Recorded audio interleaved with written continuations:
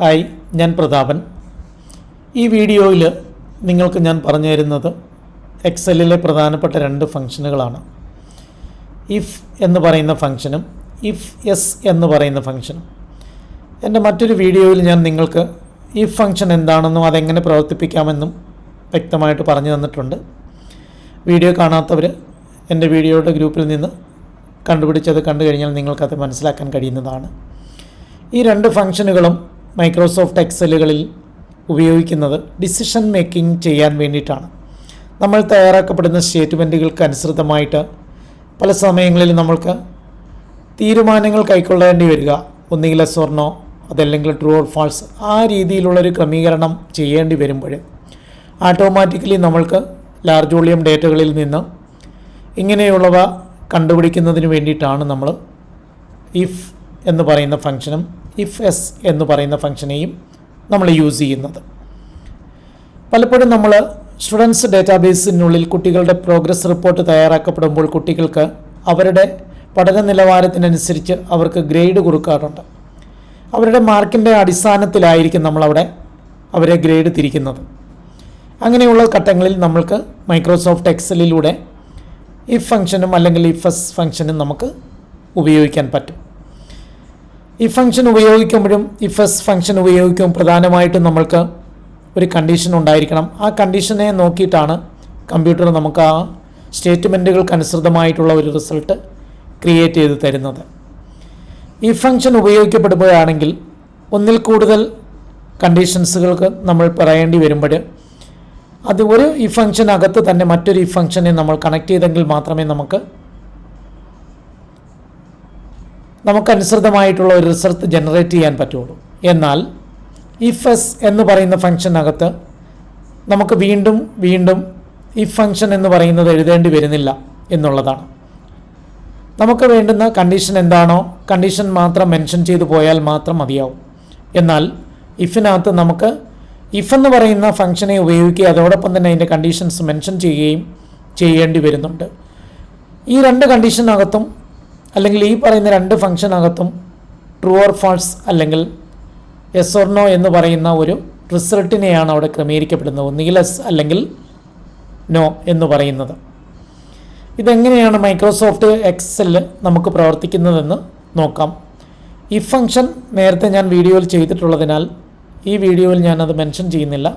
നമ്മൾ if S എന്ന് പറയുന്ന ഫംഗ്ഷനെയാണ് വീഡിയോയിൽ നിങ്ങൾക്ക് പറഞ്ഞു തരുന്നത്. നമുക്ക് മൈക്രോസോഫ്റ്റ് എക്സലിൽ ഈ സ്ക്രീനിൽ കാണപ്പെടുന്ന സ്റ്റേറ്റ്മെൻറ്റിന് അനുസൃതമായിട്ട് എങ്ങനെ നമ്മൾക്ക് ഇഫ് എസ് എന്ന് പറയുന്ന ഫംഗ്ഷൻ ഉപയോഗിച്ചുകൊണ്ട് ലാസ്റ്റിലുള്ള കോളത്തിലെ പെർഫോമൻസ് നമുക്ക് കണ്ടുപിടിക്കണം. നമുക്ക് മൈക്രോസോഫ്റ്റ് എക്സൽ നോക്കാം. ഞാൻ നിങ്ങൾക്ക് മനസ്സിലാവുന്നതിന് വേണ്ടിയിട്ട് ഇവിടെ ഒരു സ്റ്റേറ്റ്മെൻറ്റ് തയ്യാറാക്കിയിട്ടുണ്ട്. സ്റ്റേറ്റ്മെൻറ്റുകളിൽ 4 കോളം മെൻഷൻ ചെയ്തിട്ടുണ്ട്. സെയിൽസ് റെപ്രസെൻറ്റേറ്റീവിൻ്റെ പേരുകൾ അടങ്ങിയിരിക്കുന്ന ഒരു കോളം, റീജിയൻ, അവരെവിടെയാണ് സെയിൽസ് ചെയ്യുന്നത്, യൂണിറ്റ്സ് എത്രയാണ് സോൾവ് ചെയ്തത്, അവരുടെ പെർഫോമൻസ് ക്രമീകരിക്കണം. ഇവിടെ നമുക്ക് പെർഫോമൻസ് ആണ് കണ്ടുപിടിക്കപ്പെടേണ്ടി വരുന്നത്. അങ്ങനെയുള്ള സന്ദർഭത്തിൽ ആ പെർഫോമൻസിനനുസൃതമായിട്ടുള്ള ഒരു ഇൻഫർമേഷൻ ഞാൻ തൊട്ട് താഴെ നിങ്ങൾക്ക് ക്രിയേറ്റ് ചെയ്തിട്ടുണ്ട്. ഗ്രേറ്റർ ദാൻ 100 മുകളിലാണെങ്കിൽ അയാളുടെ പെർഫോമൻസ് എന്ന് പറയുന്നത് എക്സലൻ്റ് ആയിരിക്കും. ഗ്രേറ്റർ ദാൻ 70യും ലെസ് ദാൻ 100 ആണെങ്കിൽ പെർഫോമൻസ് ഗുഡ് ആയിരിക്കാം. Greater than 40 and above less than 70 ആണെങ്കിൽ, അതിൻ്റെ മിഡിലായിട്ടുള്ളതാണെങ്കിൽ average, less than or equal to 40 ആണെന്നുണ്ടെങ്കിൽ നമ്മൾക്ക് അയാളുടെ പെർഫോമൻസ് ഇവിടെ മെൻഷൻ ചെയ്തിട്ടുണ്ട്. ഇത് നമുക്ക് ഇഫ് എസ് എന്ന് പറയുന്ന ഫംഗ്ഷനിലൂടെ എങ്ങനെ നമുക്കത് സെറ്റ് ചെയ്യാമെന്നുള്ളതാണ്. അതിനുവേണ്ടി നമ്മൾ മൈക്രോസോഫ്റ്റ് എക്സലിൽ നമ്മൾ ഫോമുല എഴുതുന്നതിന് വേണ്ടി ഉപയോഗിക്കപ്പെടുന്ന അതേ സിൻടാക്സ്, അതേ മെത്തേഡ് തന്നെ നമ്മളിവിടെയും പ്രാവർത്തികമാക്കുകയാണ്.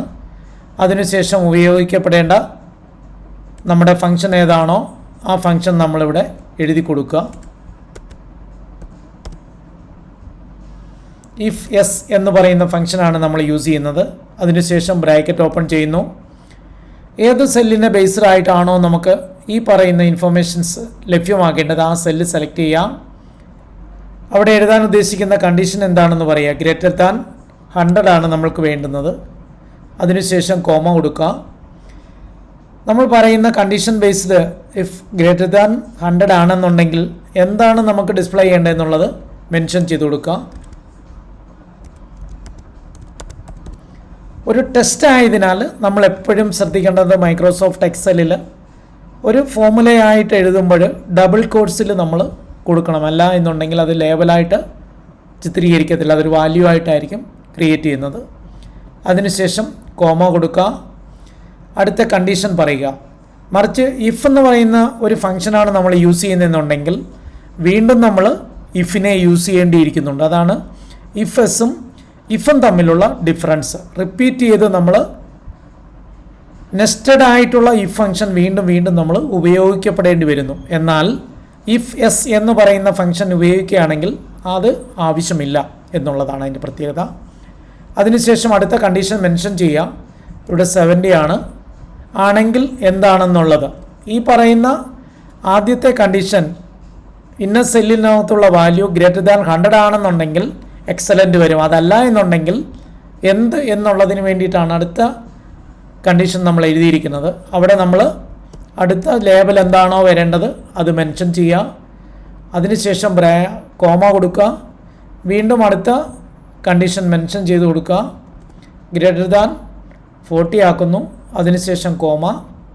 ഈ പറയുന്ന കോമയോ ഡബിൾ കോട്ട്സോ മിസ്സായിട്ടുണ്ടെങ്കിൽ നമുക്ക് നമ്മുടെ ഫോർമുല കംപ്ലീറ്റ് ആവില്ല, എറർ കാണിക്കും. വളരെ ശ്രദ്ധിച്ചിട്ട് വേണം നിങ്ങൾ ഇങ്ങനെയുള്ള കണ്ടീഷനുകൾ ബേസ്ഡ് ആയിട്ടുള്ളവ എഴുതുമ്പോൾ ശ്രദ്ധിക്കേണ്ടത്.